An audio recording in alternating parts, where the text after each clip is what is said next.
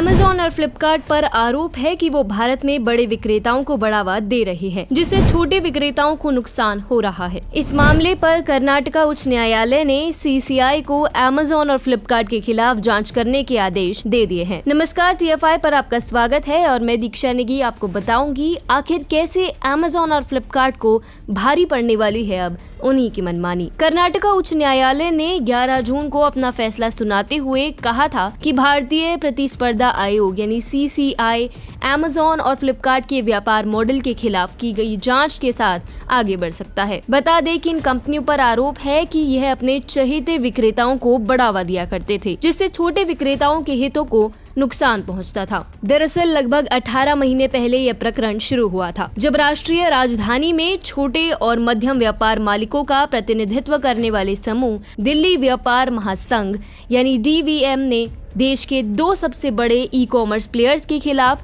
CCI में एक याचिका दायर की थी।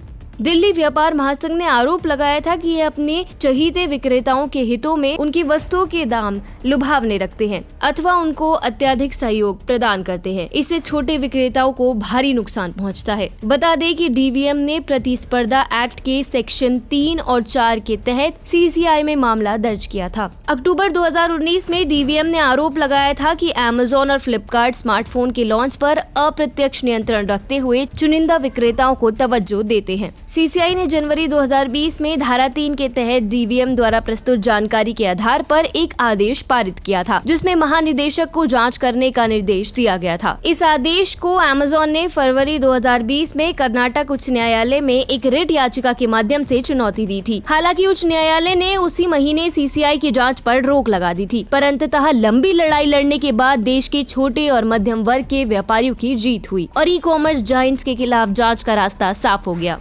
Confederation of all India traders के राष्ट्रीय अध्यक्ष BC भरतिया एवं राष्ट्रीय महामंत्री प्रवीण खंडेलवाल ने कर्नाटका उच्च न्यायालय के इस फैसले का स्वागत करते हुए कहा है कि अब CCI को तुरंत अमेज़न और फ्लिपकार्ट के खिलाफ जांच शुरू करने में देरी नहीं करनी चाहिए। उन्होंने आगे यह भी कहा कि ये दोनों कंपनियां भारत सरकार द्वारा बनाए गए FDI नियमों का उल्लंघन भी धड़ल्ले से कर रही हैं। भरतिया और खंडेलवाल ने केंद्रीय वाणिज्य एवं उद्योग मंत्री पीयूष गोयल से आग्रह किया कि इन विदेशी फंडिंग वाली ई-कॉमर्स कंपनियों को भारत के कानून, नियम एवं नीतियों का अनिवार्य पालन करने के लिए बाध्य करना चाहिए। यही नहीं, इनको 2 टूक कहना चाहिए कि या तो नियमों का पालन करें अथवा भारत छोड़कर उस देश में चले जाएं जहां पर नियमों का पालन आवश्यक नहीं। CAIT ने यह भी कहा कि विशेष रूप से ई-कॉमर्स क्षेत्र में विदेशी कंपनियां भारत को एक बनाना रिपब्लिक के रूप में ले रही है, जहां कानूनों, नीतियों और नियम का कोई मूल नहीं है। दुर्भाग्य से वे कानून और नीतियों का उल्लंघन कर रहे हैं, जिससे देश के